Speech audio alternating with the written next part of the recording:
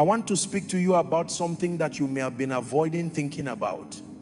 I want to speak to you about the hard times in your life, the difficult seasons, the challenging circumstances, the situations that have stretched you beyond what you thought was possible, that have asked more of you than you thought you could give, that have demanded a level of faithfulness and trust that you didn't know you possessed. You are in one of those seasons right now, or you've been in one recently, or you're about to enter one. And I want you to know that what you're experiencing is not an accident. What you're experiencing is not a punishment. What you're experiencing is not a sign that God has abandoned you. What you're experiencing is actually the hand of God at work in your life, shaping you, molding you, building something in you that could only be built through difficulty. Maybe you're facing financial pressure right now. Maybe the bills are piling up and you don't know how you're going to pay them. Maybe you've lost income or faced unexpected expenses and the pressure is real and immediate. Maybe you're worried about how you provide for your family. Maybe you're facing health challenges. Maybe you're dealing with a diagnosis that's changed your life. A diagnosis that you never expected to hear, that shifted everything you thought was stable. Maybe you are in pain, or someone you love is in pain, and you're struggling with how to handle it, struggling with what it means, struggling to believe that God is good when circumstances feel so unfair. Maybe you are in a difficult relationship. Maybe someone you love has hurt you deeply, betrayed your trust, rejected your love. Maybe you're facing conflict or rejection or loss of trust. Maybe you've experienced a loss that's left you devastated. Maybe someone you love has passed away. Maybe a dream has died. Maybe an opportunity you were counting on has disappeared. Maybe you've been waiting for a promise that God gave you, and the waiting has gone on longer than you expected, and doubt is creeping in. Maybe you're facing something at work that's stretching you, demanding skills and courage that you didn't know you had. Maybe you've been given a responsibility that feels overwhelming. Maybe you're waiting for something, waiting for a promise to be fulfilled, waiting for a breakthrough, waiting for direction, and the waiting itself has become hard. The waiting tests your patience. The waiting tests your faith. The waiting tests your ability to trust when you can't see the outcome. And maybe you're dealing with inner struggles, doubts, fears, emotional pain that you've never told anyone about. Pain that you carry alone, that weighs on you, that affects how you see yourself and your future. Pain that makes you question whether you have what it takes to continue on this path. Whatever your hard time is, I want you to know that it's not meaningless. It's not random. It's not just bad luck or unfortunate circumstances. It's not the result of some cosmic mistake or divine forgetfulness. It's the hand of God. It's the intentional, purposeful hand of a God who loves you, who sees you, who hasn't forgotten about you, and who is using this difficulty to shape you into who he created you to be. This is not the narrative that our culture tells us. Our culture tells us that hard times are to be avoided at all costs. Our culture tells us that a good life should be a life without difficulty, a life of comfort and ease and constant pleasure. But that's not what the Bible teaches us. That's not what the examples of Scripture show us. And that's not what the reality of human development shows us. Many of us have been taught that the Christian life should be easy. We've been told that if we just believe hard enough, if we just have enough faith, if we just pray the right prayers, then God will remove all our difficulties and we'll live a life of constant comfort and ease. But that's not what the Bible teaches. That's not what the examples of Scripture show us. The Bible teaches us that hard times are actually an essential part of God's plan for our lives. Hard times are not interruptions to God's plan. Hard times are part of God's plan. Hard times are the tools that God uses to shape us, to strengthen us, to develop in us the character and the faith and the resilience that we will need for our destiny. Think about it this way. If you wanted to build something strong, something that could endure, something that could handle pressure and stress and weight, you would not use soft, weak materials. You would use materials that have been tested, that have been refined, that have been strengthened through heat and pressure. In the same way, God is using the heat of difficult circumstances to refine you, to strengthen you, to develop in you qualities that could only be developed through difficulty. This is not punishment. This is the loving hand of a father who knows what you are capable of and who is committed to developing that capacity in you. So I want to invite you into a different perspective on your hard times. I want to invite you to see them not as obstacles to your destiny, but as the pathway to your destiny. I want to invite you to see them not as punishment, but as preparation. I want to invite you to see them not as God being absent, but as God being deeply involved in shaping you into who He created you to be. And as you learn to see your hard times this way, as you learn to understand the purpose behind the difficulty, you're going to be able to navigate them differently. You're going to be able to move through them with faith rather than fear. You're going to be able to persist rather than quit. You're going to be able to become stronger rather than becoming bitter. Let me speak to you about the principle of growth through difficulty. This is a principle that operates throughout nature, throughout human development, and throughout spiritual growth.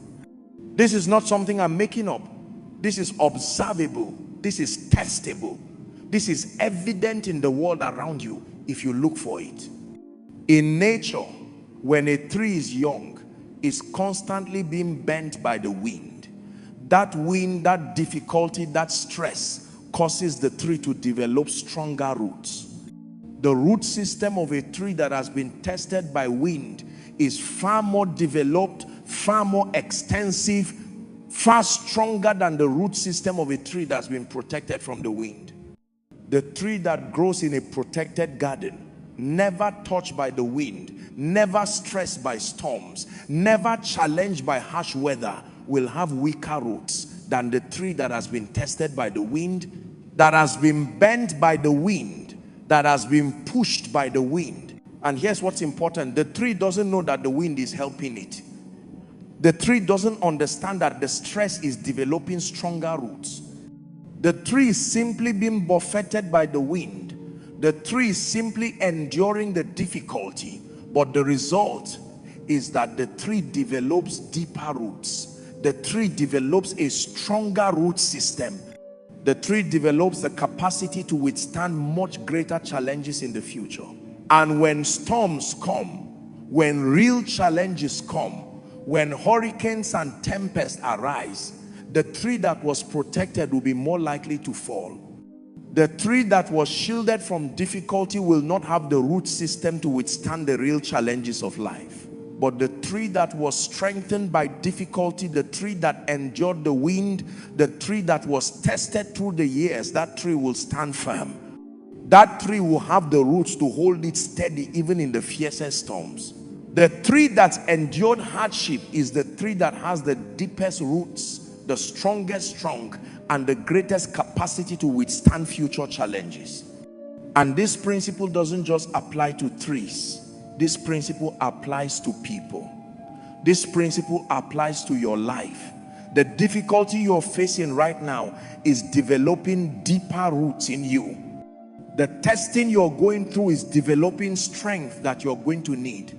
The challenges you're facing are building capacity that will serve you for the rest of your life. In the same way, your roots are being deepened right now. Through the difficulties you're facing, your faith is being strengthened. Your character is being developed. Your resilience is being built. You're developing in yourself the kind of inner strength that cannot be shaken by circumstances. This is not happening automatically. You have a role to play in this process.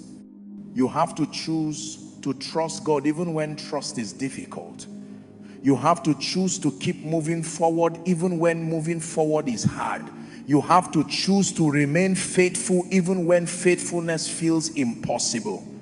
You have to choose not to run away from the difficulty, but to run toward God within the difficulty. But here's the beautiful thing. As you make these choices, as you choose to trust and move forward and remain faithful, you're not just enduring the difficulty. You're not just surviving. You're actually being transformed. You're actually becoming someone new. You're actually being shaped into the person God called you to be. The difficulty is not just something you're going through. The difficulty is something that's going through you, refining you, developing you, strengthening you. The difficulty is not your enemy. The difficulty is your teacher. The difficulty is the classroom in which you are learning the deepest lessons of your life. And those lessons, once learned, will serve you for the rest of your life. Now let me take you to scripture, because everything we're discussing is grounded in the word of God. From Romans 5:3-4, the Apostle Paul writes, and not only that, but we also glory in our sufferings, because we know that suffering produces perseverance. Perseverance, character, and character, hope. Paul is making a profound statement here. Paul is saying that we can actually rejoice in our sufferings, not because suffering is good in itself, not because pain is something to celebrate, but because of what suffering produces when it's navigated with faith. Suffering produces perseverance. Perseverance produces character. Character produces hope. This is a progression. This is a process. One thing leads to the next. Think about it. You cannot develop perseverance without something that requires perseverance. Perseverance is the ability to keep going when you want to quit. Perseverance is the capacity to continue even when the path is hard. Perseverance is developed only through facing situations that test your ability to persist. In the same way, you cannot develop character without facing situations that demand character. Character is built through making right choices when wrong choices would be easier. Character is developed through staying faithful when faithlessness will be more comfortable. And you cannot develop hope without having walked through valleys where hope is the only thing that sustains you. So when Paul says that suffering produces perseverance, and perseverance produces character, and character produces hope, he's describing a progression that moves you toward becoming a whole, complete, mature person. Your suffering is not pointless. Your suffering is producing something in you. Your suffering is producing perseverance, which is producing character, which is producing hope. And hope is the thing that anchors your entire life. Hope is what enables you to face anything. Hope is what sustains you through the darkest nights. And you cannot have the kind of hope that Paul is talking about without having walked through suffering. From James 1:2-4, James writes, consider it pure joy, my brothers and sisters, whenever you face trials of many kinds, because you know that the testing of your faith produces perseverance. Let perseverance finish its work so that you may be mature and complete, not lacking anything. James is saying something similar to Paul. James is saying that trials test your faith, and the testing of your faith produces perseverance, and perseverance is allowed to finish its work so that you can become mature and complete. Notice the word mature. Maturity is not something you attain just by living longer. Maturity is not something that comes automatically with age. Maturity is something that's developed through facing challenges, through being tested, through persisting, through difficulty. A person who has never faced difficulty cannot be mature. A person who has lived a life of ease, who has never had their faith tested, who has never faced real challenges, cannot have the kind of depth that maturity brings. But a person who has walked through valleys, who has faced challenges and persisted through them, who has seen their faith tested and remained faithful, that person develops a maturity that is solid, that is real, that is unshakable. That person has wisdom that comes from experience. That person has strength that comes from persistence. That person has faith that is not theoretical, but is lived, practiced, proven.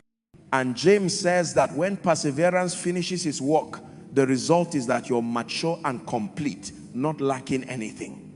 This suggests that the process of being tested, of persisting through difficulty, of allowing perseverance to do its work, this produces a wholeness, a completeness, a lack of nothing essential. You're not left with gaps in your character. You're not left with weaknesses that would undermine your life. Instead, you become complete. You become whole. You become someone who has what it takes to handle life with grace and strength. From Hebrews 12:7, the author writes, endure hardship as discipline. God is treating you as his children. For what children are not disciplined by their father? The word discipline here doesn't mean punishment in a negative sense. Discipline means training. God is training you. A loving father trains his children. A loving father doesn't leave his children untrained and unprepared for life. A loving father trains them, sometimes through difficulty, so that they can handle life and handle it well. From 1 Peter 1:6-7, Peter writes, in all this you greatly rejoice, though now for a little while you may have had to suffer grief in all kinds of trials. These have come so that the proven genuineness of your faith, of greater worth than gold, which perishes even though refined by fire, may result in praise, glory, and honor when Jesus Christ is revealed. Peter is using the metaphor of gold being refined by fire. When you refine gold, you put it in the fire. The fire burns away all the impurities. The gold is heated to an extremely high temperature, but the gold doesn't get destroyed by the fire. Instead, the gold is purified. The heat burns away everything that doesn't belong. What remains is pure gold. Gold that's more valuable than it was before the refining process. Gold that's proven to be genuine. In the same way, your faith is being refined by the fire of difficulty. The heat of your circumstances is burning away things that don't belong in your life. The pressure is revealing what's genuine in your faith and what's not. The testing is showing you what's real and what's just surface level. And when this refining process is complete, what remains is pure faith, proven faith, authentic faith, faith that has been tested and found to be genuine. And Peter says that this genuine faith is of greater worth than gold, which perishes even though refined by fire. Think about that. Your faith refined through difficulty is worth more than physical gold. Gold is temporary. Gold can be lost. Gold can be stolen. But your refined faith is eternal. Your proven faith will last forever. Your genuine faith is something that cannot be taken from you. And this is what the trials are producing in your life. This is what the heat and the pressure are creating. They are creating faith that's valuable, that's real, that's proven, that's genuine. And Peter says that the result of this is that when Jesus returns, your faith will result in praise, glory, and honor. Your endurance through difficulty, your faithfulness through trials, your persistence in believing. Even when belief is hard, this will receive praise from God. This will result in glory. This will bring honor. Your perseverance through hard times is not meaningless. It's not unnoticed. It's not unappreciated. It's building something in you and about you that will be recognized and honored when Jesus is revealed. From 2 Corinthians 12:7-10, Paul writes about his struggle. Paul says, therefore, in order to keep me from becoming conceited, I was given a thorn in my flesh, a messenger of Satan to torment me. 3 times I pleaded with the Lord to take it away from me. But he said to me, my grace is sufficient for you, for my power is made perfect in weakness. Therefore, I will boast all the more gladly about my weaknesses, so that Christ's power may rest on me. That is why, for Christ's sake, I delight in weaknesses, in insults, in hardships, in persecutions, in difficulties. For when I am weak, then I am strong. Paul had something difficult in his life, something he called a thorn in his flesh. Paul begged God to remove it, but God didn't remove it. Instead, God said, my grace is sufficient for you, for my power is made perfect in weakness. What an interesting statement. God's power is made perfect in weakness. This means that when you are weak, when you are at the end of your own resources, when you can't rely on your own strength, that's when God's power becomes perfect in your life. That's when God's power is most evident. That's when God's power can work without being hindered by your pride or your self-reliance. And then Paul says something remarkable. Paul says, therefore I will boast all the more gladly about my weaknesses, so that Christ's power may rest on me. Paul is saying that he actually delights in his weaknesses, because he knows that his weaknesses create space for God's strength. Paul is saying that he's come to see his difficulties not as reasons to despair, but as reasons to rejoice, because he knows that God's power is working in those difficult situations. From the life of Joseph in Genesis, we see a profound example of how hard times shape us. Joseph was favored by his father, but then he was betrayed by his brothers and sold into slavery. He was taken to Egypt, where he worked in Potiphar's house. He was treated well, but then he was falsely accused and thrown into prison. For years, Joseph was in prison. And it would have been easy for him to become bitter, to lose hope, to question God. But Joseph maintained his integrity.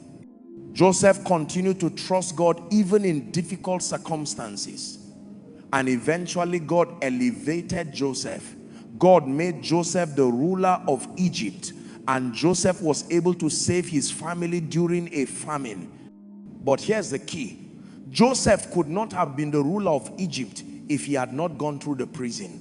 Joseph could not have been the leader that Egypt needed if he had not been tested and refined through difficulty. The hard times were not obstacles to Joseph's destiny. The hard times were the pathway to Joseph's destiny. The hard times were how God prepared Joseph to do the work that he was called to do. From the life of David, we see another example. David was anointed to be king while he was still a young shepherd, but then he had to flee for his life because King Saul was trying to kill him. David was hunted. David was pursued. David was driven into caves and wilderness places. For years, David waited. For years, David faced difficulty and danger. But those years in the wilderness were not wasted years.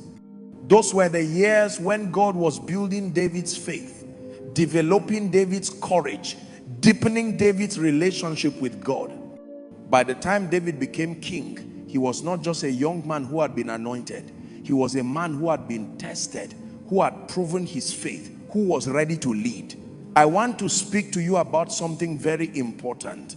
I want to speak to you about the choice that's before you in this season of difficulty. This is not a passive situation where things happen to you and you're just a victim of circumstances. This is an active situation where you have agency, you have power, you have choice. The circumstances may not be under your control, but your response to the circumstances is under your control. And your response will determine the outcome. You have a choice.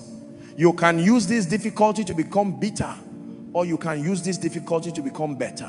You can look at what you're going through and decide that it's unfair, that is wrong, that it shouldn't be happening, and you can allow bitterness to take root in your heart. Or you can look at what you're going through and decide that God is shaping you, that God is developing you, that God is building something in you, and you can allow growth to take place. Both are possible. Both are options available to you, but they lead to completely different outcomes. You can allow this difficulty to harden your heart toward God, or you can allow this difficulty to deepen your trust in God. You can interpret the difficulty as evidence that God has abandoned you, that God doesn't care, that God isn't trustworthy. Or you can interpret the difficulty as evidence that God is working, that God cares enough to challenge you, that God is trustworthy even when circumstances suggest otherwise. Again, both are possible. But one leads toward faith and one leads toward doubt. One leads toward connection with God and one leads toward separation from God. You can quit or you can persist. You can say, I've had enough. I can't do this anymore. I'm giving up. And you can stop believing, stop trying, stop moving forward. Or you can say, this is hard, but I'm going to keep going. I'm going to persist. I'm going to do hard things. I'm going to keep moving forward. The quitting is always available. The option to give up is always there, but so is the option to persist. And persistence is the choice that leads to breakthrough. You can lose faith or you can strengthen your faith. You can allow your circumstances to shake your faith, to undermine your belief, to cause you to question God. Your faith can be weakened by difficulty, or your faith can be strengthened by difficulty. Your faith can be tested and proven. Your faith can be refined like gold in fire and come out pure and strong. But this happens only if you choose to strengthen your faith even in the midst of the testing. You can give up on God's plan for your life, or you can press deeper into God's plan. You can decide that God's plan isn't working, that you're pursuing the wrong thing, that you need to change direction. Or you can decide that you're exactly on the right path, that God knows what he's doing, that the difficulty is part of the journey, and you can press deeper. You can commit more deeply to God's plan, even though it's costly, even though it's hard, even though it's not what you would have chosen. I'm not saying this to judge you. I'm saying this because I want you to understand that you have more power in this situation than you might think you have. You have the power to choose your response. You have the power to choose your attitude. You have the power to choose whether this difficulty will destroy you or develop you. And this power is one of the greatest powers you possess. This power to choose is what separates those who come out of difficulty stronger from those who come out of difficulty weaker. This is what separates those who are developed by difficulty from those who are destroyed by difficulty. Let me speak to you about what it means to do hard things. Doing hard things doesn't mean you have to do them perfectly. You don't have to have it all figured out. You don't have to know the outcome before you start. You don't have to do them flawlessly or without stumbling. Doing hard things doesn't mean you have to do them without fear. Fear can be present. In fact, courage is not the absence of fear. Courage is doing the right thing despite fear. Courage is moving forward even though you are afraid, even though your knees are shaking, even though your heart is pounding. Doing hard things doesn't mean you have to do them without doubt or pain or struggle. Doubt can be present. Questions can be present. You can have doubts about yourself and still do hard things. You can be in pain and still do hard things. You can struggle and still do hard things. Doing hard things simply means you do them. It means you show up even when you don't feel like showing up. It means you keep going even when you want to quit. It means you believe even when belief is difficult. It means you trust even when trust requires letting go of control. And here's what's important. The discipline of doing hard things is something that builds with practice. The first hard thing you do might feel monumental. It might feel like you're using all your strength, all your courage, all your faith. But when you make it through, when you come out the other side, something shifts in you. You build confidence. You prove to yourself that you can do hard things. The next hard thing is slightly easier because you know from experience that you can do hard things. As you continue to face difficulties and continue to persist through them, this becomes who you are. You become someone who does hard things. You become someone who doesn't quit. You become someone who has faith that God will bring you through. You become someone who knows from experience that you can handle more than you thought you could handle. I want to speak specifically about the practices that help you actually do hard things. First, you need to have clarity about your why. Why are you doing this hard thing? What's the deeper purpose? Are you doing it because God called you to it? Are you doing it because it aligns with your values? Are you doing it because someone you love depends on you? Are you doing it because it's the right thing to do? Whatever your why is, keep that in front of you.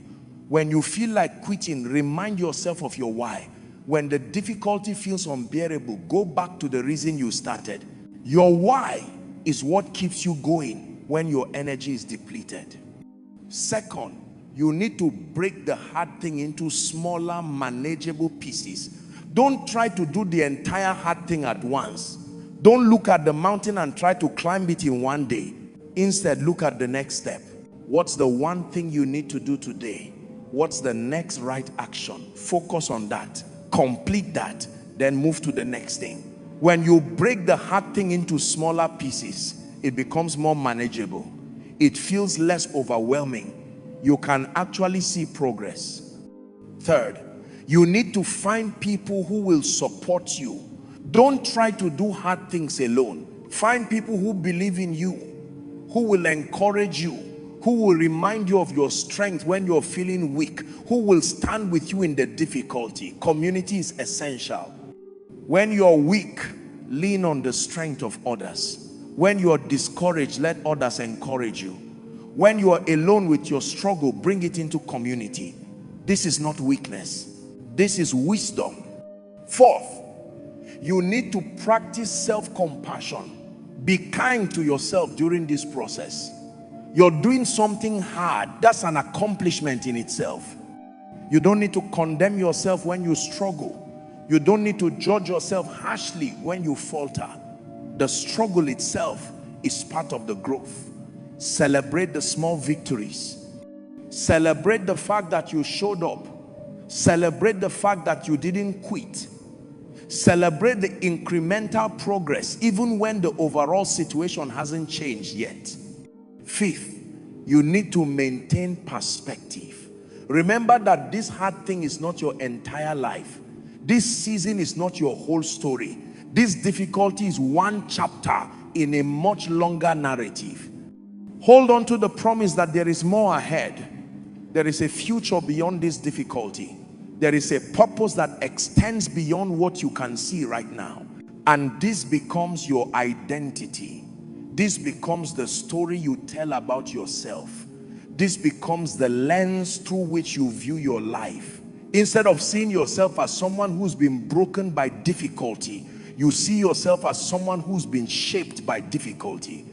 Instead of being defined by the hard time, you're defined by how you navigated the hard time. Instead of being a victim of your circumstances, you're an overcomer. You're someone who faced difficulty and persisted. You're someone who was tested and remained faithful. You're someone who could have quit but didn't. Now, I want to speak to you about something specific. I want to speak to those of you who are in a season right now where you're questioning whether you can continue. You're looking at the path ahead and it feels too long. You're looking at the difficulty and it feels too heavy. You're questioning whether you have the strength to persist. You're questioning whether your faith is strong enough to sustain you through this. You're wondering if you have what it takes to keep going. You're asking yourself if maybe you should just quit. If maybe giving up is the more reasonable response to an unreasonable situation. And you're also questioning whether God is really with you. If God was with you, wouldn't he have removed this difficulty by now? Wouldn't he have solved this problem? Wouldn't he have found a way to make this easier? The fact that you're still struggling, the fact that you're still suffering, the fact that this difficulty is still ongoing, doesn't that suggest that God has abandoned you? Doesn't that suggest that God isn't hearing your prayers? Doesn't that suggest that God doesn't care? I want to tell you something that might surprise you. The very fact that you're still here, the very fact that you haven't quit yet, the very fact that you're still seeking God and still asking questions, this is evidence that God is with you. This is evidence that God has not abandoned you. If God had truly abandoned you, you wouldn't have the strength to ask these questions. You would have been crushed. You would have given up long ago. But you are still here. You are still fighting. You are still believing. Even if that belief is mixed with doubt, the fact that you are still here is proof that God is sustaining you, even when you can't feel it. When you are in the middle of difficulty, you cannot see the bigger picture. You cannot see how God is working. You cannot see the purpose behind the pain. You can only see the present moment, and the present moment is hard. The pain is real. The struggle is real. The uncertainty is real.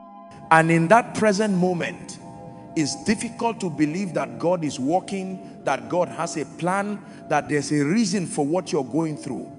But I want to invite you to trust that there is a bigger picture that you're not seeing right now. There is a purpose behind the difficulty that will become clear in time. There is a plan that God is working out in your life that includes this season of hardship as an essential part. When you are in the middle of difficulty, you cannot see the bigger picture. You cannot see how God is working. You cannot see the purpose behind the pain. You can only see the present moment, and the present moment is hard. But I want to invite you to trust that there is a bigger picture that you're not seeing right now. There is a purpose behind the difficulty that will become clear in time. There is a plan that God is working out in your life that includes this season of hardship as an essential part. Think about it this way. If a doctor was operating on you to remove cancer and you were under anesthesia, and somehow you woke up during the surgery and became aware of what was happening, what would you see? You would see pain, you would see cutting, you would see blood, you would be in confusion and panic. You would not understand that the doctor was helping you. You would not comprehend that the doctor was saving your life. From your limited waking perspective, you would think the doctor was hurting you. You would think something terrible was happening. You would want to stop the surgery. You would beg for the pain to stop. But the doctor knows something that you don't know. The doctor knows the bigger picture. The doctor knows that the pain of the surgery is necessary in order to save your life. The doctor knows that without this surgery, without this cutting and this pain, you would die from the cancer. The doctor knows that the temporary pain of the surgery is necessary to prevent permanent death. The doctor would continue with the surgery despite your panic and fear, because the doctor is committed to saving your life, and the doctor knows that only the surgery can do that. In exactly the same way, God knows the bigger picture of your life. God sees what you cannot see. God understands what you cannot understand. God knows that the difficulty you're facing is necessary in order to shape you, to develop you, to prepare you for your destiny.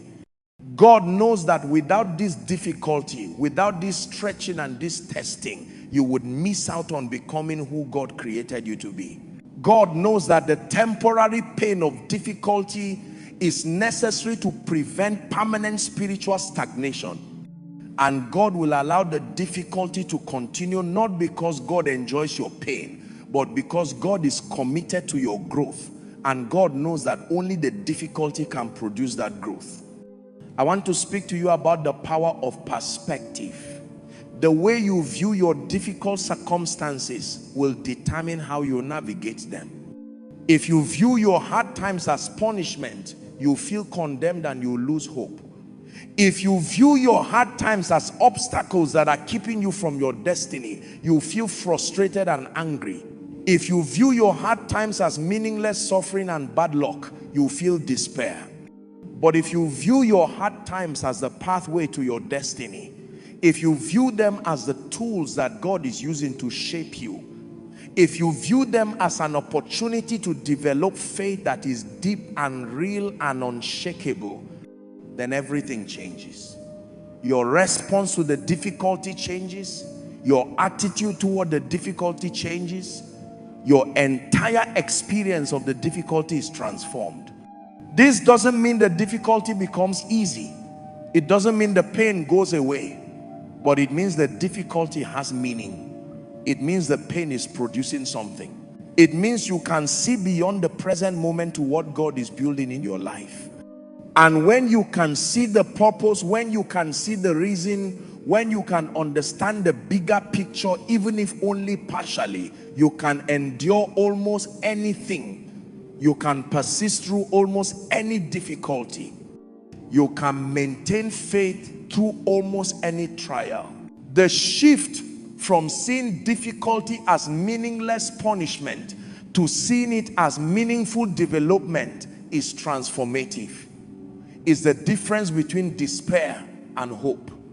It's the difference between giving up and persisting. It's the difference between being destroyed by difficulty and being developed by difficulty. And this shift doesn't happen automatically. You have to choose it. You have to actively choose to reframe your difficulty. You have to deliberately shift your perspective. You have to intentionally look for the purpose and the growth, even in the midst of the pain. I want to speak to you about the power of perspective. The way you view your difficult circumstances will determine how you navigate them. If you view your hard times as punishment, you feel condemned and you lose hope. If you view your hard times as obstacles that are keeping you from your destiny, you feel frustrated and angry.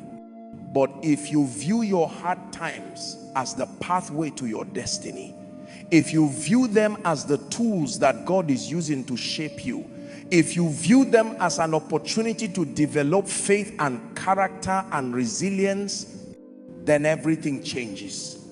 Your response to the difficulty changes. Your attitude toward the difficulty changes. Your entire experience of the difficulty is transformed.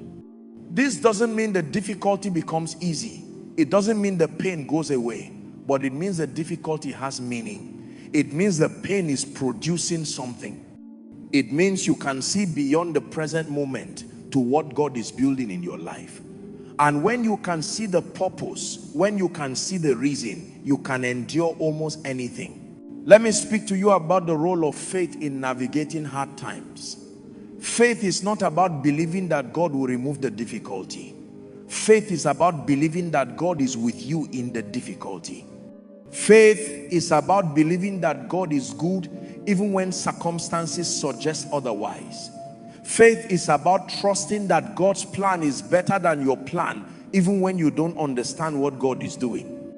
When you're facing a difficult situation and you choose to trust God anyway, that's faith. When you're scared and you choose to believe that God is with you, that's faith. When you're in pain and you choose to continue seeking God, that's faith. This kind of faith is not passive. This kind of faith is active. This kind of faith requires you to make choices, to take steps, to persist even when persisting is hard. And here's what's important.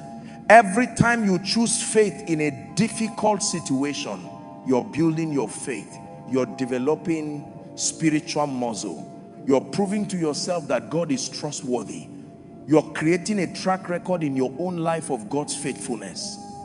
And the next time difficulty comes, and difficulty will come, you have that track record to lean on. You remember that God came through before. You remember that you made it through before. And you have confidence that you can make it through again. I want to invite you into some declarations. These are statements that you can speak over yourself, declarations that will help you navigate this season of difficulty with faith and hope. Hard times are shaping me, not breaking me. I am becoming stronger through this difficulty. I choose to trust God's plan even when I cannot see it. I trust that God knows what he's doing with my life. I am developing character through this challenge. Every difficulty is developing in me something valuable and lasting. I'm not alone in this struggle. God is with me, and God is using this difficulty to develop faith in me. I will not quit. I will persist. I will keep moving forward even when moving forward is hard. My present circumstances do not define my destiny. My destiny is determined by God, and God's plan for me is good. I choose to see this difficulty as preparation, not as punishment. I choose to see it as the pathway to my destiny. The pain I'm experiencing right now is temporary, but the person I'm becoming through this difficulty will last forever. I'm developing resilience, faith, and character that will serve me for the rest of my life. God is working in ways I cannot see right now. And one day I will understand why this difficulty was necessary. I am stronger than I think I am. I have the capacity to do hard things. I have the faith to trust God through hard times. My faith is being refined like gold in fire, and what remains will be pure and valuable and beautiful. Now, I want to invite you into a time of prayer. This is a prayer where we're committing our difficult season to God. This is a prayer where we're asking God to strengthen us, to help us maintain perspective, to help us trust, even when trust is difficult. Father, I come to you and I acknowledge that I am in a season of difficulty. I acknowledge that I am facing challenges that stretch me, that test me, that demand more of me than I thought I could give. I acknowledge that there are times when I want to quit, when I want to give up, when I question whether I can continue. But I also acknowledge that you are with me. I acknowledge that even in this difficult season, even in this valley, you are present. I acknowledge that you have not abandoned me, even though at times it feels like you have. I ask you to help me see this difficulty from your perspective. Help me to see this season not as punishment, but as preparation. Help me to understand that you are using this difficulty to shape me, to develop in me the character and the faith and the resilience that I will need for my destiny. Help me to have the strength to persist even when persisting is hard. Help me to have the faith to trust even when trust is difficult. Help me to have the courage to keep moving forward even when moving forward feels impossible. Develop in me the kind of faith that cannot be shaken. Develop in me the kind of character that comes through perseverance. Develop in me the kind of resilience that will serve me for the rest of my life. And help me to remember in those moments when I'm tempted to quit that you are working. Help me to remember that this difficulty is not meaningless. Help me to remember that this pain is producing something valuable in me. Give me wisdom to know when to persist and when to rest. Give me discernment to know when I'm being tested and when I need to adjust my approach. Give me peace in the midst of this difficulty, knowing that you are working everything together for good. Thank you for using this difficulty to shape me. Thank you for not taking the easy road with me, but for being willing to challenge me, to stretch me, to develop in me the fullness of who you created me to be. Thank you for believing in me even when I don't believe in myself. Thank you for knowing what I'm capable of even when I doubt my own capacity. Thank you for never giving up on me even when I'm tempted to give up on myself. Thank you for seeing who I can become even when I can only see who I am right now. Help me to come out of this season not just intact but transformed. Help me to come out stronger, wiser, deeper in faith. Help me to become someone whose faith is proven, whose character is developed, whose commitment to you is solidified. Help me to become a living testimony to your faithfulness and your power. And help me to extend grace to myself during this process. Help me to be patient with myself as I learn to do hard things. Help me to not condemn myself when I struggle. Help me to understand that the struggle itself is part of the growth. Help me to celebrate the small victories and the incremental progress, even when the overall situation hasn't changed. Thank you for this season, not because it's easy, but because I know it's productive. Thank you for the refining fire, even though the fire is hot. Thank you for the pressure, even though the pressure is intense. Thank you for not leaving me where I am, but for walking with me toward who I'm becoming. Amen. As you move forward from this moment, I want to leave you with this truth. The difficulty you're facing right now is not final.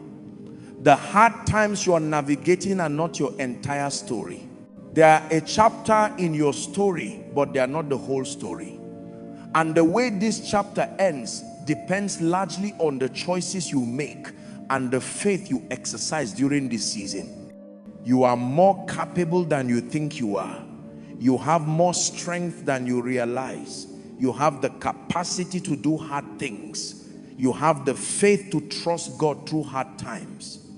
You have the resilience to persist when persisting is difficult. And as you exercise these capacities, as you develop these qualities, you're going to become someone remarkable. You're going to become someone whose faith is unshakable. You're going to become someone who can be trusted in difficult circumstances. You're going to become someone whose very presence gives hope to others. This is not about being strong in your own power. This is about being strengthened through your faith in God. This is about allowing God to work in your life, to refine you, to develop you, to shape you into the person He created you to be. And the tool God is using right now is difficulty. The tool God is using right now is hardship.